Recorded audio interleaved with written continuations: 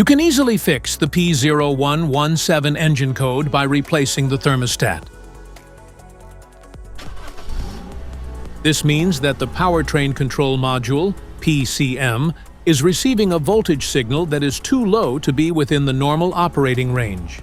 Under this circumstance, stop driving and repair your vehicle immediately.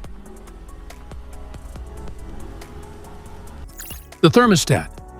A thermostat is a regulating device component that controls the coolant flow to allow the engine to maintain a proper temperature under various conditions. It consists of the main valve, a spring, and a bypass valve.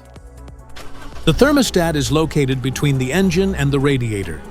It is placed near the water pump on the cylinder head. A faulty thermostat may cause the temperature gauge to read higher or lower than normal. You may find leaking coolant around the thermostat or under the vehicle, and experience erratic temperature changes while driving, which will turn on the check engine light. The thermostat. In most cars, the thermostat is placed near the water pump on the cylinder head.